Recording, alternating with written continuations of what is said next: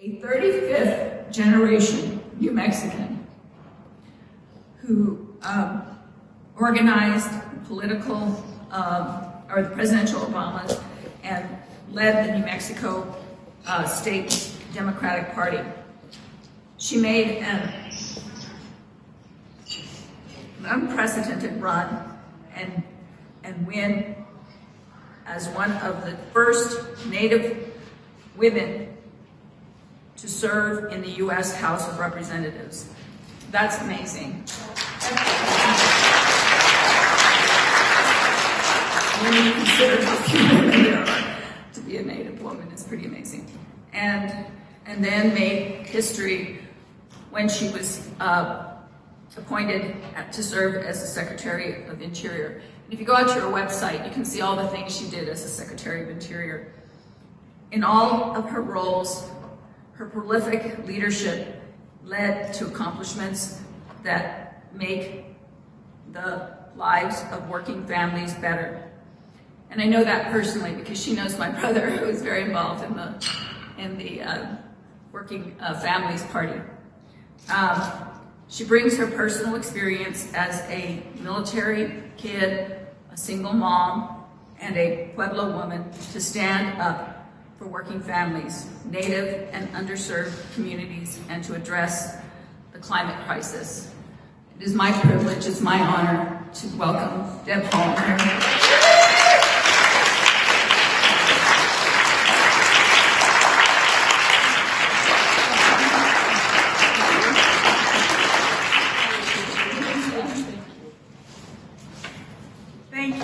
Thank you all so much. Can you hear me? Yes? No? Okay. There you go. How about this? Okay.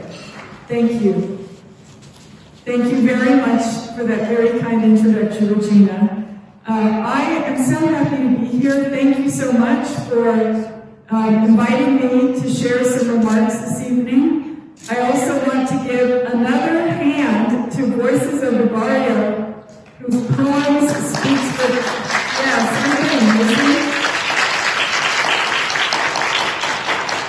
poems speak for thousands of people, and it makes us all rethink our own privilege, because we all have privilege, everyone in this room.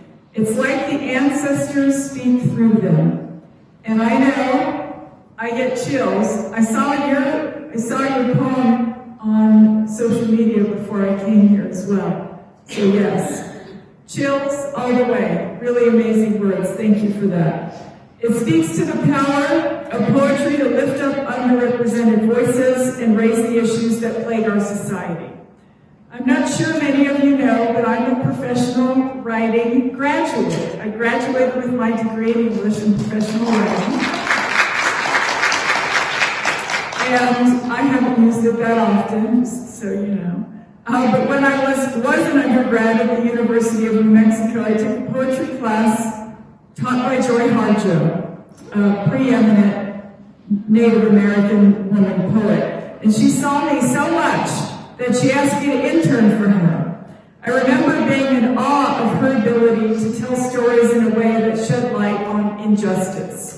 Like the Voices of the Barrio poem about the saviors in our lives who do extraordinary things and endure pain and ridicule. Joy's poems and stories are heart-wrenching and tell truths that pull at the reader's empathy and understanding. Years later, I reconnected with Joy Harjo when she was named the U.S. Poet Laureate, and I was in my first term serving in the House of Representatives. I know not everyone can be a poet laureate like Joy or Michelle or Taylor, but each member of the New Mexico Press Women sheds light on the truth and brings us into your stories. Whether you've received the Zia Book Award or the Rosenthal Scholarship, or you were awarded the Communicator of Achievement Award, or write for local newspapers, create fiction or poetry, or communicate to the public for an organization or cause. The work you all do holds a mirror to society. It allows us to see the beauty of our community, but also the scars that we carry. An interesting thing about scars is that they are a result of a burden or injury. But without care, our injuries persist and can cause further trauma or even infection. Without you all holding up that mirror to society, it leaves our communities at risk of not receiving the care they need and enduring further trauma. And those things can even spread and become challenges that get harder and harder to address. I'm afraid that is where we are today. We haven't looked in the mirror close enough to be honest about the challenges our state or our country faces. I'm not a person who shies away from facing challenges head-on. I've done it many times. And I'm an open book when it comes to my own experiences. I've struggled. I know that system doesn't always work for people who struggle. There was a time when Thanksgiving was coming up, and when I looked in my cupboards, I didn't have enough food, and I also didn't have any money. What was I supposed to do? I didn't want my child Selma to go without Thanksgiving dinner. I swallowed my pride and went down to the SNAP office and applied for emergency benefits. It took a lot to get me down there. It took a lot to sit there and admit that I needed help. I remember sitting in that office and crying when my application was denied. I was devastated. That was about 20 years ago. Since then, we in our state have been through a great deal. And I think you all know and see that. Economic booms and busts happen because of a less than diverse economy. New industries like film, solar, and wind, a renewal of our outdoor recreation economy, a global pandemic. Through all of this, people struggle. And it's getting harder to afford basic things, like a place to live, because prices are so high. Sadly, we all know someone who is struggling with addiction. I know that some of you are parents wondering if your kids will get a good education. And today, we face ICE raids, mass firings of federal workers, cuts to the Department of Veterans Affairs, and more at the hands of the administration in the White House right now. These are the same concerns I heard all over New Mexico. When I launched my campaign, I made a commitment to visit as many communities as I could, to listen. I wanted to hear ideas, hopes, and dreams for the future, but also truth about the challenges that New Mexicans face. I'm sure that many of you are covering and telling stories that bring these challenges to light. That's the power of the freedom of speech, freedom of expression, and freedom of the press. The power of the First Amendment, all critical to the health of democracy. The rights included in the First Amendment allow the free exchange of ideas, participation in government, and the ability to hold power accountable. Now let's talk about the last part for a bit, holding power accountable. When I was chair of the Democratic Party of New Mexico, the press got wind that then Governor Martinez had paused Medicaid payments to behavioral health providers.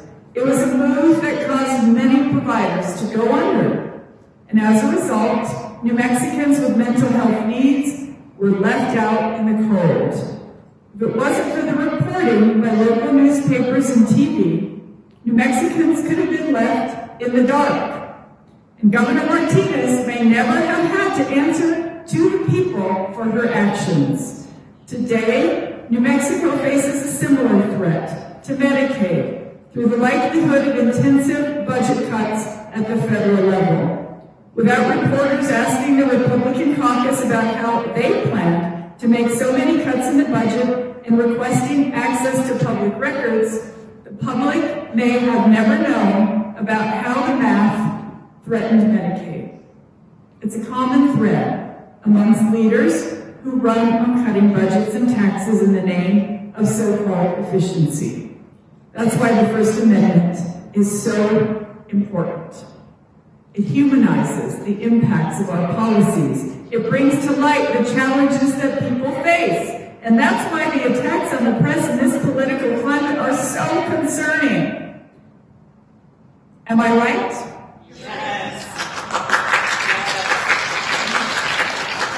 It's a time that feels ridiculous that those in power are wielding their power in a way that feels insurmountable.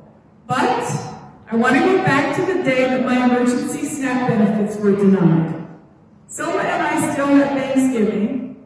May not have been the best one. And over the years, we had a community that cared and people who were willing to lend a hand. That's the bright spot amid the chaos. That's the hope I have for the future. The mirror you all hold up to society also sheds light on the bright spots.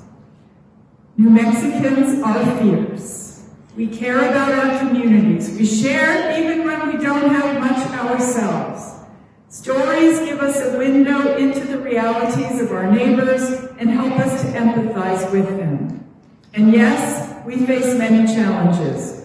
But it's also true that New Mexico is amazing. We're rich in history, culture, and resources, and in beauty. I believe that we can overcome any challenges we face because we come from people who have done that since time immemorial. But I say to you that leadership matters. Millionaires and billionaires don't live the same lives we live. And they believe that with money, they can control what people see and hear. It's not right. And we all need to keep using our platforms so that they are also forced to look in the mirror. I believe the First Amendment makes us strong. I believe we can ensure every New Mexican feels safe in their neighborhood. I believe we can lower costs and make sure we all have a share in our state's success. I believe that our kids can enjoy learning and have opportunities right here in New Mexico when they're grown. I believe in protecting our state's beautiful landscapes and sacred places for future generations. I believe we can change the game for New Mexicans. I believe that New Mexicans deserve to know how those in power are operating. The public deserves to be informed. And I commend you all for the jobs that you do. Thank you for the stories you tell and the respect you have for the freedom of speech, expression, and the press. As you face attacks, I'm glad that you all have a community that supports each other and that you have my word. I will respect and defend the work you all do in every single position that I hold. Congratulations to all of the award recipients and the voices of the barrio for telling truth through art. Thank you. It's such an honor to be